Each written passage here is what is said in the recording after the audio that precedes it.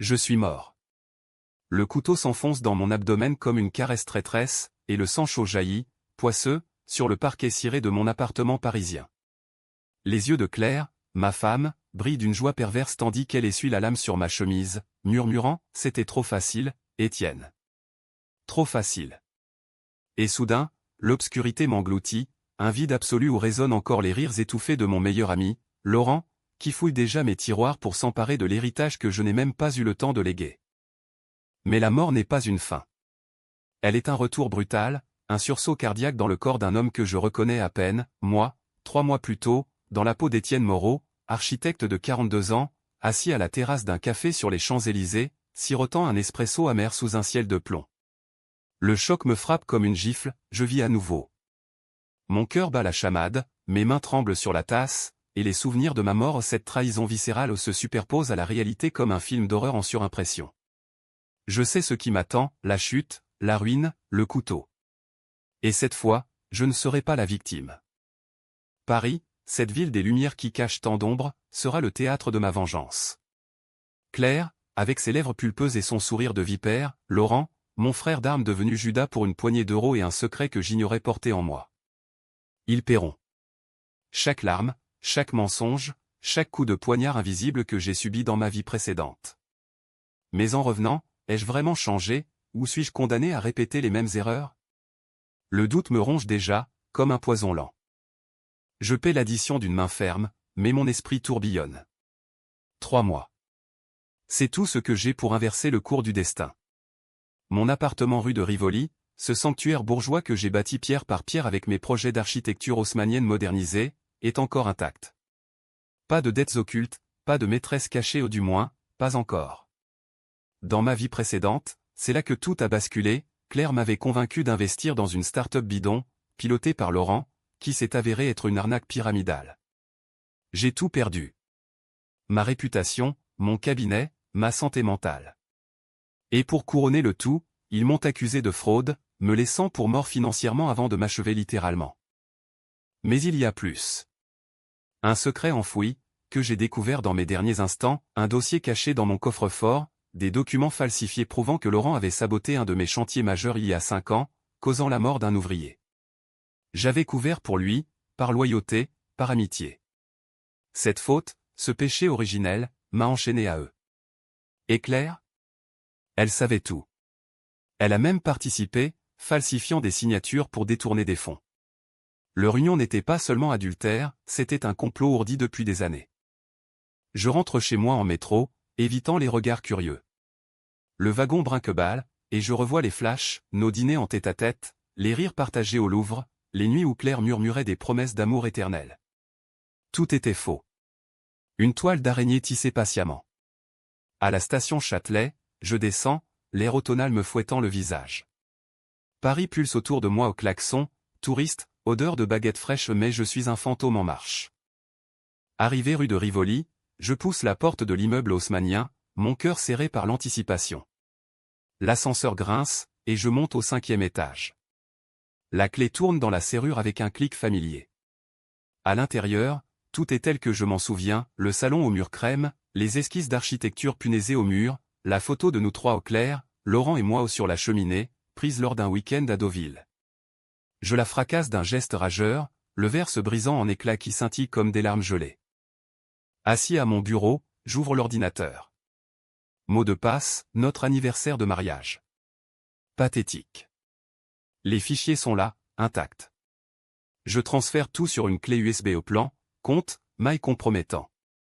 Mais je ne me précipite pas. La vengeance doit être froide, calculée, comme un vin de Bordeaux millésimé. D'abord, observer. Comprendre les fissures dans leur armure. Le lendemain, je fixe un rendez-vous avec Laurent au bar Hemingway, ce repère de célébrité enfumée au Ritz. Il arrive en retard, comme toujours, son costume sur mesure flottant sur sa silhouette efflanquée, un sourire carnassier aux lèvres. Étienne, mon vieux. Qu'est-ce qui te tracasse? Je commande 2 whisky, et nous trinquons. Sous la table, mes poings se serrent. Dans 3 mois, c'est lui qui plantera le couteau. Nous parlons affaires. Il me vante sa nouvelle idée, une app de réalité virtuelle pour visiter des chantiers en 3D. Imagine, Étienne, on révolutionne l'architecture. Ses yeux pétillent de fausse excitation. Je hoche la tête, feignant l'intérêt. Combien pour entrer au capital? Il hésite, puis lâche un chiffre modeste. Dans ma vie précédente, j'ai misé gros. Cette fois, je négocie bas, enfonçant subtilement une clause de transparence financière. Semence de doute. De là, je tisse ma toile. Je contacte un détective privé, un ancien flic nommé Duval, recommandé par un collègue. Rendez-vous dans un bistrot anonyme du Marais. Duval est trapu, moustachu, avec un regard de chien de chasse. « Qu'est-ce que vous voulez, monsieur Moreau ?» Je lui glisse une enveloppe, photo de Claire et Laurent, volée sur les réseaux sociaux. Surveillez-les. Tout. Il ricane. La jalousie, hein. Ça coûte cher. Je double la mise. Les rapports affluent. Claire fréquente un notaire louche, un certain Bertrand, dans le 16e arrondissement. Laurent rencontre des investisseurs douteux à Montmartre, des Russes aux accents épais. Et toujours, le rendez-vous clandestin dans un hôtel discret près de la Seine. Je visionne les photos, leurs corps enlacés, des murmures que je n'entends pas mais que j'imagine venimeux.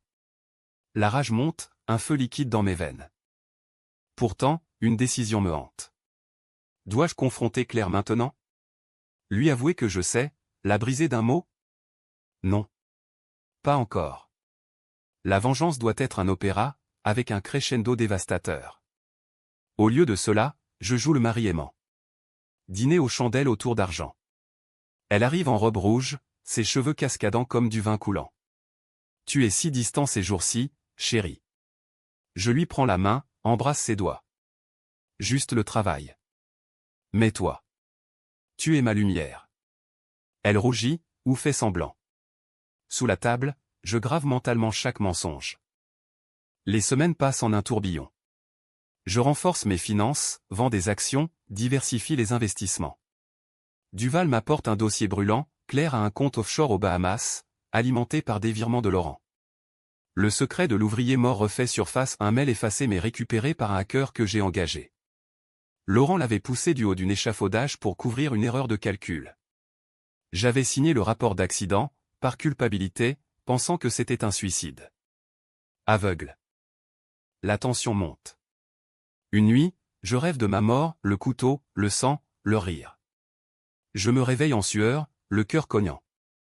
Au petit matin, je décide, il est temps d'agir.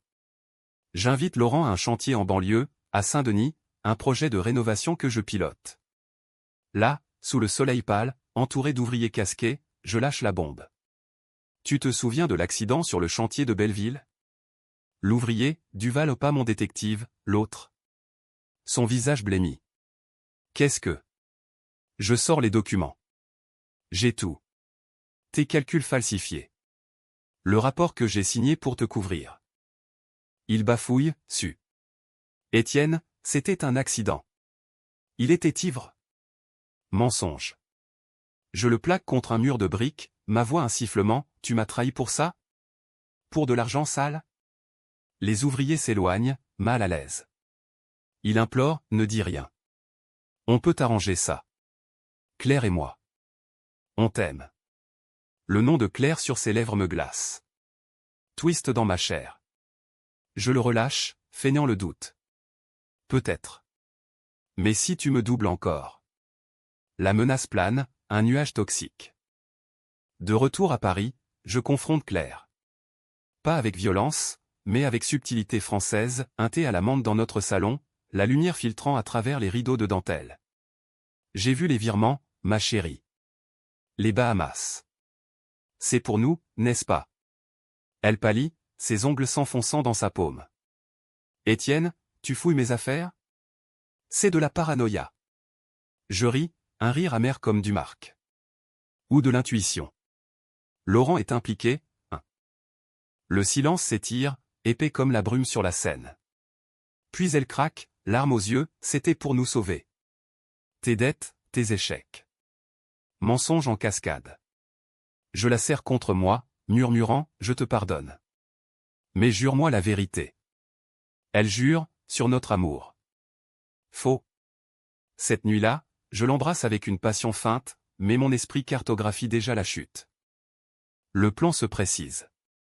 J'engage un avocat, un requin du palais de justice nommé Lefebvre, pour préparer un dossier étanche.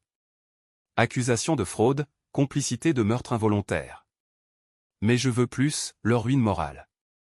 Je leak anonymement des infos à la presse Le Monde, Libération ou des bribes sur la start-up de Laurent. Les actions chutent, les investisseurs fuient. Laurent m'appelle, paniqué, c'est toi. Je nie, serein. Le karma, mon ami. Claire, sentant le vent tourner, tente de me reconquérir. Des bijoux, des voyages promis à la Côte d'Azur. Je joue le jeu, mais à chaque toucher, je revois le couteau. Une décision controversée me taraude, dois-je les tuer? Pas avec une lame, mais avec la loi? Ou plus bas, plus personnel? J'hésite, morale en lambeaux. Dans ma vie précédente, j'étais l'homme droit. Maintenant, je suis un spectre vengeur. Le climax approche. Un soir de pluie battante, je les invite tous les deux à dîner chez nous. Table dressée comme pour une noce, chandelles, foie gras, vin de Château Margaux. Ils arrivent tendus, regard fuyant. À l'amitié, je trinque, et le poison métaphorique commence à couler. Je déroule les preuves, photos, mais, virement. Claire sanglote, Laurent jure. Tu es fou, Étienne. On appellera la police. Je ris. Allez-y. Mais d'abord, écoutez ça. Je lance une vidéo, ma mort, reconstituée par un expert médico-légal que j'ai payé. Pas réel, mais si proche que leur visage se décompose. J'ai vu l'avenir. Vous me tuez. Pour l'argent, pour le secret. Il nie, hurle. Twist, je révèle que l'ouvrier mort était le père de mon détective Duval. Il sait tout. La police est en route. Sirène au loin. Il s'effondre, suppliant. Claire, pitié, Étienne, je t'aime encore. Laurent, frère, pardon. Je les regarde, impassible. La porte s'ouvre sur les uniformes. Menottes cliquette. Mais le vrai twist me frappe comme un éclair, dans le chaos, Claire glisse un mot, le bébé. C'est le tien. Mon enfant? Dans ma vie précédente, ignoré, avorté dans la panique post-meurtre. Mon cœur se brise. Vengeance ou rédemption? Je les laisse partir en prison, mais le doute s'installe. Ai-je gagné, ou perdu l'unique lien pur? Des mois plus tard, Paris bourdonne de scandales. Laurent pourrit à Fresnes pour fraude et homicide. Claire, enceinte malgré tout, un miracle ou un mensonge? Attend son procès en liberté surveillée. Je l'ai visité une fois, à travers la vitre. Éduque-le bien, ai-je dit. Elle a hoché la tête, brisée. Je vis désormais dans un petit appartement à Montmartre, mes plans d'architecture plus sombres, plus acérés. La vengeance est douce amère, comme un absinthe. J'ai gagné ma vie, mais perdu mon âme. Et quelque part, dans cette ville de trahison, un nouveau cri pourrait retentir. Le mien? Ou celui d'un fantôme qui refuse de mourir? La cellule de Fresnes pue la défaite et le désinfectant bon marché. Laurent, amaigri, les yeux creux comme des puits sans fond, me fixe à travers la vitre du parloir. Tu as gagné, Étienne. Mais à quel prix? Sa voix craque, un vinyle rayé. Je m'assois, les mains croisées, impassible. Dehors, Paris s'étire sous un ciel d'acier, indifférent au drame des hommes. C'est ma deuxième visite depuis l'arrestation, 3 semaines après ce dîner fatidique.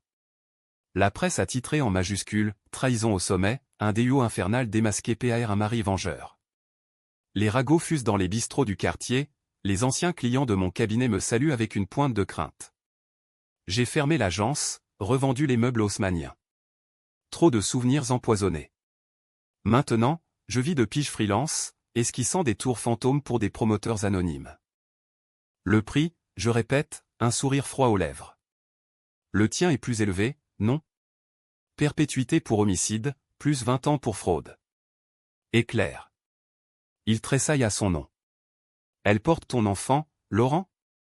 Ou le mien, comme elle le prétend? Son silence est éloquent.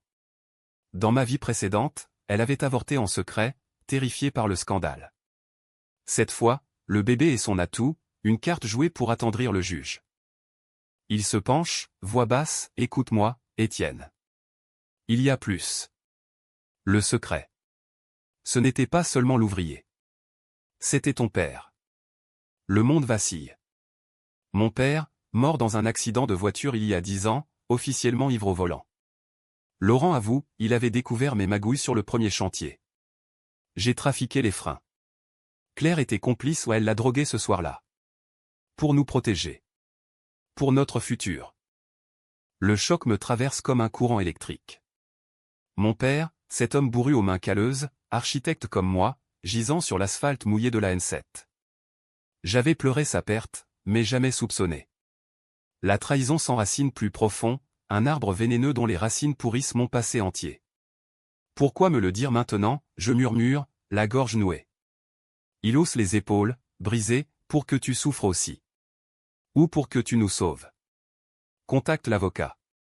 Plaider coupable pour moi, et je témoigne contre elle. Je quitte la prison sans un mot, l'air automnal me giflant le visage. Rue de Rivoli, mon ancien appartement est vide, loué à des Américains bruyants. Je marche sans but, les quais de Seine miroitant sous les réverbères.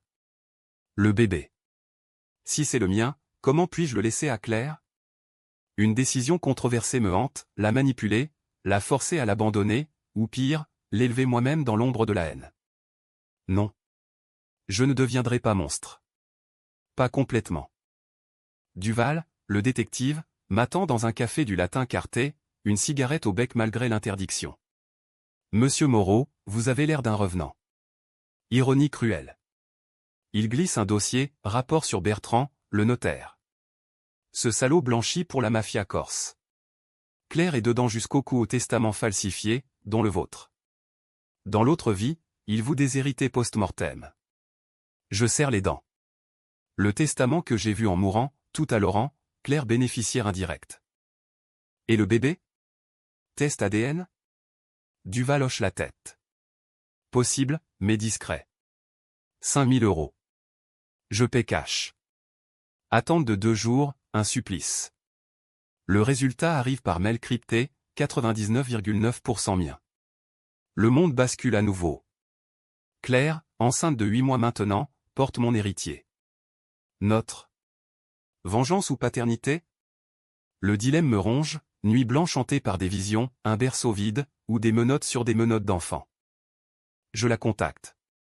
Rendez-vous dans un parc anonyme à Vincennes, bancs humides sous les chênes centenaires. Elle arrive voilée d'un manteau ample, le ventre proéminent comme une accusation. Étienne. Merci de venir. Ses yeux, rougis, implorent. Je m'assois à distance. Le test est positif. C'est le mien. Elle hoche la tête, larmes coulant. Je sais. J'ai menti à Laurent pour le protéger. Mais toi. Tu es le père. Le silence s'étire, ponctué par les cris des corbeaux. Pourquoi, je demande enfin. Pourquoi tout ça? Mon père, l'ouvrier, moi. Elle avale sa salive. L'argent. Toujours l'argent. Ton père menaçait de tout révéler. L'ouvrier aussi. Et toi? Tu étais trop droit, trop honnête. On voulait ta fortune, pas ton amour. Aveu cru, sans phare. Je la fixe, la haine se muant en pitié froide. Et l'enfant? Le garderas-tu en prison? Elle secoue la tête. Le juge pourrait suspendre la peine si je coopère. Mais j'ai besoin d'aide. Pour lui. Proposition, je finance l'avocat, elle témoigne contre Laurent et Bertrand. Deal du diable. Je refuse d'abord, puis accepte. Pas par amour, mais par un fil ténu d'humanité. D'accord. Mais si tu mens encore. La menace plane, un sabre de Damoclès. Les jours suivants sont un tourbillon judiciaire. Lefebvre, l'avocat, frappe fort, plaidoirie au tribunal de Paris, flash des photographes, titre hurlant. Claire coopère, révélant le réseau corse. Bertrand est arrêté dans une rafle spectaculaire, menottes au poignet devant son cabinet cossu. Laurent, trahi, hurle en audience, putain de traîtresse. Le juge, un homme sec aux lunettes pincées, suspend la peine de Claire à 10 ans avec sursis, conditionnée à la garde partagée de l'enfant. L'accouchement est un cauchemar. Hôpital Saint-Louis, nuit d'attente dans une salle au néon cru. Le cri du nouveau-né déchire l'air, un garçon, Lucien, minuscule et parfait. Je le tiens pour la première fois, ses doigts serrant mon pouce. Claire, épuisée, murmure, prends-le. Sauve-le de moi. Décision finale, controversée, je l'adopte seule, via une procédure accélérée. Elle disparaît en thérapie, ombre effacée. Mais la vengeance n'est pas finie. Laurent, en cellule, prépare un appel. Des rumeurs, il a des contacts, des avocats véreux. Une nuit, Duval m'appelle, il s'est suicidé. Corde au lit superposée. Note, pour Étienne, mon frère. Faux semblant? Ou regret vrai? L'enquête parle d'homicide masqué, mais rien ne colle. Twist amer, était-ce la mafia corse, vengeant Bertrand? Paris change. Je élève Lucien dans un appartement modeste à Belleville, quartier multiculturel aux murs graffités. Mes plans d'architecture intègrent maintenant des thèmes de surveillance, caméras invisibles, serrures biométriques. Paranoïa ou sagesse? La voisine, une vieille bretonne nommée Madame Leclerc, frappe un jour à ma porte, j'ai entendu des cris cette nuit, Monsieur Moreau. Comme des fantômes. Je souris, berçant Lucien endormi. Juste des souvenirs, madame. Mais intérieurement, je sais, les cris étaient les miens, écho d'une vie volée. La vengeance m'a rendu la vie, mais à quel coût? Lucien gazouille, innocent. Pour lui, je vis. Pour lui, je pardonne peut-être. Ou pas. Lucien a 2 ans maintenant, et ses rires résonnent dans l'appartement de Belleville comme une musique discordante avec mes nuits hantées. Paris, cette salope capricieuse, a tourné la page sur le scandale Moreau. Le moine Laurent s'est pendu, officiellement, et Claire s'est évanouie dans les brumes d'une clinique en Suisse, payée de ma poche pour son silence éternel. J'ai gagné la garde exclusive, un triomphe juridique teinté de cendre. Mais la victoire a un goût de fiel. Chaque matin, je l'emmène au square Gabriel Roy, où les enfants turbulents se pourchassent autour du manège rouillé. Lucien, avec ses boucles noires et ses yeux bleus les miens, pas ceux de Laurent, attrape une branche, babille en un français approximatif mêlé de babil. Papa, vole. Il pointe un pigeon, et je ris, un son forcé qui sonne creux. Comment un homme ressuscité peut-il feindre la joie paternelle quand ses veines charrient encore le venin de la trahison? Duval, fidèle limier, m'envoie des mises à jour sporadiques. Claire a fui la clinique, disparue avec un passeport falsifié. Elle est en Corse, probablement. Avec les restes du réseau. Je paie pour des trackers, des oreilles au mur, mais rien. La peur s'invite, et si elle revenait pour l'enfant? Cette décision, la laisser vivre, me ronge. Aurais-je dû la laisser pourrir, ou pire? Une voix intérieure, celle de l'Étienne d'avant, murmure, tu l'as. Mais l'homme d'aujourd'hui, marqué par la paternité, hésite. Controversé, oui, la vengeance personnelle contre la loi du sang. Un appel de Lefebvre brise la routine. Moreau, on a un problème. Un journaliste de Mediapart fouine. Il a des copies des dossiers de l'accident de votre père, l'ouvrier. Il insinue que vous avez couvert, que la vengeance était un chantage. Mon sang se glace. Le secret enfoui refait surface, comme un cadavre gonflé par la Seine. Le journaliste, un jeune loup nommé Thibaut Roux, m'invite à un « entretien off » au café de Flore. J'y vais armé de faits, pas d'armes. Saint-Germain-des-Prés bourdonne d'intellectuels en débat, odeur de croissant et de philosophie rance. Roux est maigre, chevelu, avec un tatouage de guillotine sur l'avant-bras. Monsieur Moreau, votre histoire fascine. Tragédie shakespearienne à la française. Mais si vous étiez le vilain? Il pose des photos, mon père sur la route, l'ouvrier au sol. Vous saviez pour Laurent dès le début, non? Pourquoi couvrir? Je bois mon café, lent. La loyauté. L'aveuglement. Il ricane. Ou la culpabilité. J'ai des sources, vous avez falsifié le rapport d'accident pour votre père aussi. Pour cacher que c'était vous au volant ce soir-là. Mensonge? Non. Flashback brutal, la nuit pluvieuse, dispute avec père sur mes dettes naissantes. J'avais bu, pris le volant. Frein saboté par Laurent, mais ma faute initiale. J'avais tout nié, accusé l'alcool. Le secret ultime, chongiu dans ma propre âme. Publié, je dis calmement. Et voyez ce qui arrive. Menace voilée. Roupali, mais publie quand même, article incendiaire, l'architecte T16 fantôme, vengeance ou AUT aux justice? Scandale 2.0. Téléphone sonne, client fuit, voisin chuchote. Madame Leclerc frappe à nouveau, les cris, « Monsieur !» Cette nuit encore. Et Lucien pleure. Les cauchemars saignent dans la réalité. Je décide, contre-attaque. J'embauche un hacker, un gamin de Nanterre nommé Karim, pour infiltrer les mailles de Roux. Découverte, il est payé par Bertrand, le notaire en tôle, pour me salir. Le réseau corse tire les ficelles, vengeant leurs pertes. Twist, Claire et leur taupe, renégatent pour survivre.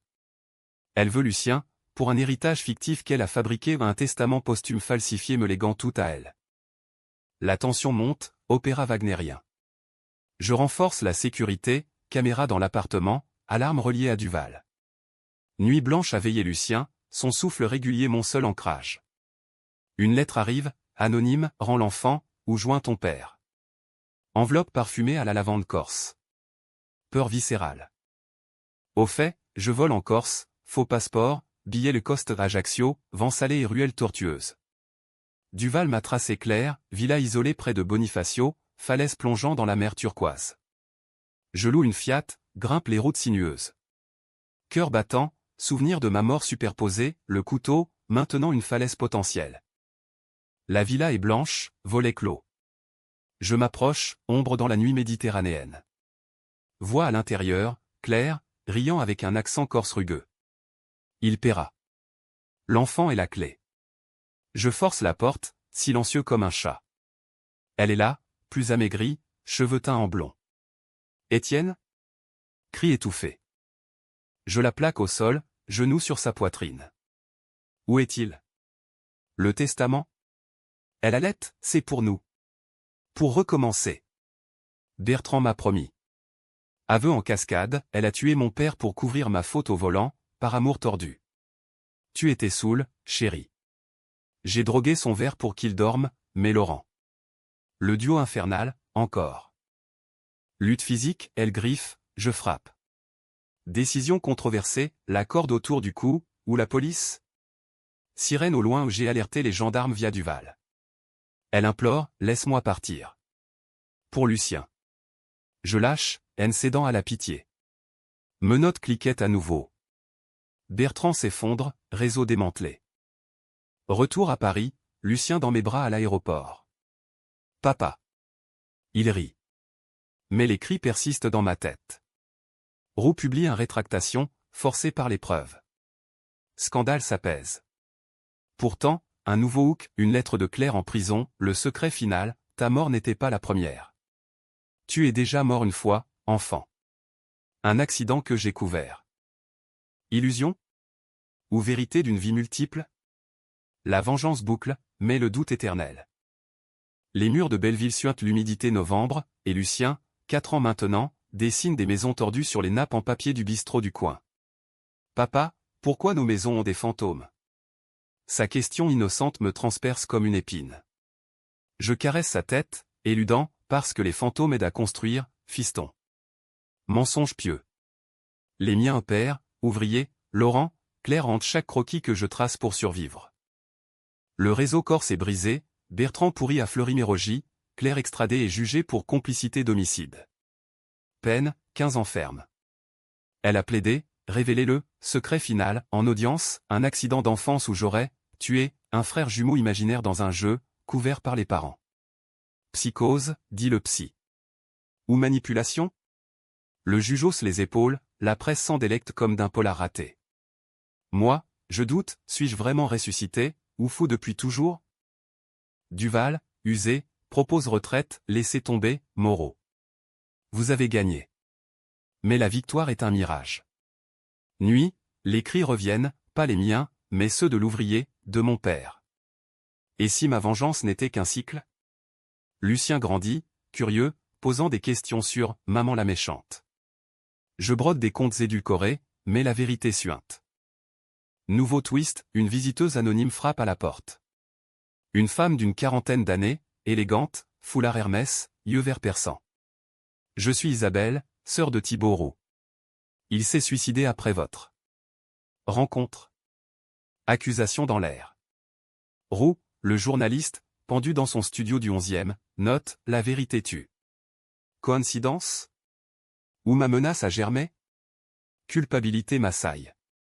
Je n'ai rien fait, je jure. Elle sort un USB, c'est fichier. Sur vous. Lisez. À l'ordinateur, horreur, dossier sur moi, enfant. Photo jaunie, moi, 5 ans, à côté d'un lit d'hôpital. Un frère, mort-né? Non, empoisonné par accident, dit le rapport. Ma mère, alcoolique, avait versé du médicament pour moi dans la bouteille du petit. J'avais bu, survécu, non. Couverture familiale, secret transmis à Claire via des lettres anciennes. Elle l'avait utilisé pour me manipuler, me faire douter de ma santé mentale. Le choc me plie en deux. Ma vie entière, une farce de culpabilité. Vengeance contre qui, alors? Contre moi-même? Lucien entre, voit mes larmes, papa pleure. Je le serre, farouche. Jamais pour longtemps. Décision, thérapie. Un psy freudien du Marais, docteur Vallée, session dans un cabinet aux livres moisis. Vous êtes hanté par la répétition, monsieur Moreau. La mort vous attire parce que vous la portez. Séance creuse, l'accident au volant avec père, ma faute ivre, l'ouvrier, que j'aurais pu sauver en dénonçant plus tôt. Controversé, je publie mes mémoires, anonyme au début, puis assumé. L'ombre des morts, une vengeance intime. Best-seller surprise, adaptation Netflix murmure. Argent afflue, je rachète un cabinet rue des Archives. Lucien fréquente une école privée, ami solide. Mais les ombres persistent. Claire m'écrit de prison, libéré conditionnel bientôt. Laisse-moi voir Lucien. Pour expier. Refus. Puis, insistance, visite refusée, avocat en bataille. Autention, audience pour droits parentaux. Tribunal bondé, flash. Elle arrive me noter, vieillie, repentante. J'ai péché, Étienne. Mais l'amour était vrai, au début. Témoignage, Duval pour moi, sa sœur contre. Juge, garde maintenue, mais visite supervisée. Première visite, parloir aseptisé, Lucien timide. Maman? Elle pleure, tend les bras. Il recule. Mon cœur se serre, vengeance finale, ou miséricorde? Je laisse, observe. L'enfant rit bientôt, innocent. Twist, en sortant, elle murmure, attention à Duval. Il sait pour ton frère. Et il veut l'argent du livre. Paranoïa rénite. Duval convoqué. Confrontation dans son bureau enfumé, c'est vrai? Il avoue, chantage soft, info vendue à roue pour pot de vin. Désolé, Moreau. La vie est dure. Je le vire, mais trop tard, il a leaké des extraits du livre à la presse, twist sur mon enfance. Scandale mineur, mais blessant. Lucien entend à l'école, ton papa a tué son frère? Bagarre infantile, larmes. Je craque. Nuit, je roule vers Fleury, impulsif. Claire en cellule, aide-moi à sortir.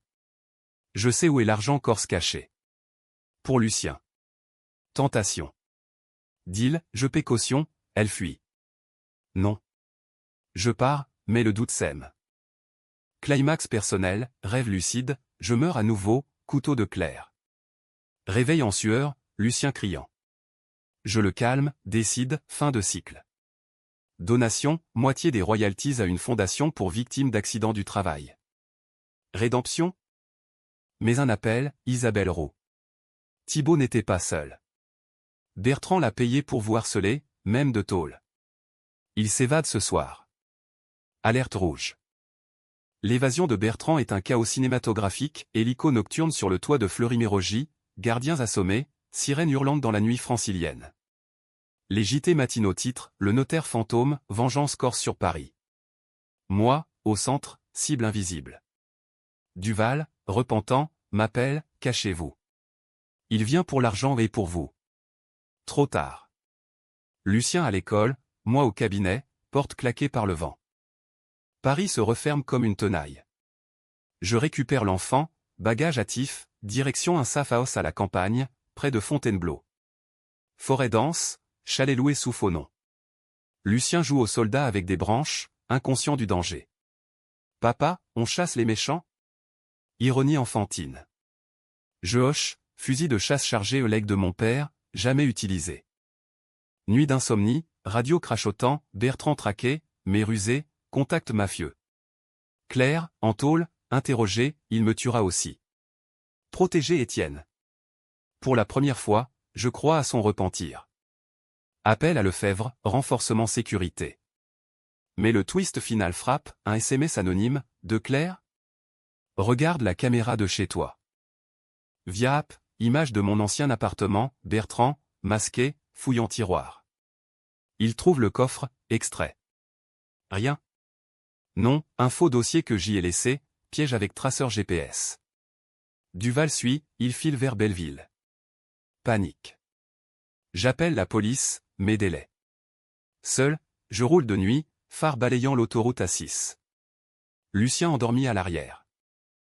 Arrivé, immeuble sombre, rue déserte. Bertrand dedans, silhouette trapue. Je monte, silencieux, cœur tonnant. Porte forcée, il est là, dos tourné, marteau à la main. L'argent, Moreau. Le livre, les secrets. Je surgis, arme levée. Lutte, il me désarme, coup de poing au foie au écho du couteau. Pour Bertrand, pour Claire, pour tout. Cri de Lucien, réveillé par le bruit. Non, Madame Leclerc, la voisine, hurle depuis le palier, j'ai appelé la police. Des cris dans la maison vide. Ironie poétique. Bertrand hésite, je contre-attaque, coup de genou. Il tombe, menottes improvisées avec une ceinture. Sirène approche. Garde à vue, aveu, Bertrand voulait me tuer pour venger le réseau, récupérer fonds cachés en Suisse ceux de Claire, gelés. Twist ultime, Claire avait tout planifié de prison, deal avec lui pour ma mort, puis fuite commune avec Lucien comme otage. Mais son dernier appel était un piège pour moi. Ou pour le sauver. Lettre interceptée, tue-le, mais épargne l'enfant. C'est le mien. Ambiguïté finale. Procès spectacle, Bertrand condamné à perpétuité. Claire, trahie, reste incarcérée, suicide tenté au sauvé. Elle m'écrit une dernière fois, pardonne-moi. La vengeance nous a tués tous. Je brûle la lettre. Épilogue, 5 ans plus tard. Lucien, 9 ans, génie des Legos, bâtit des châteaux inviolables. Nous vivons à Lyon maintenant, Rhône scintillant, passé parisien effacé. J'enseigne l'architecture à l'école des Beaux-Arts, conférencier sur « Les ombres de la création ». Pas de cris la nuit. Seulement des rêves paisibles. Mais un soir, Lucien demande « Papa, tu as déjà été mort ?» Je souris, évasif, peut-être. Mais je vis pour toi. Fin heureuse? BKCH? Les deux, entrelacés comme les flèches gothiques de Notre-Dame. La vengeance m'a ressuscité, mais l'amour m'a sauvé. Ou l'inverse. Paris, au loin, murmure encore ses secrets.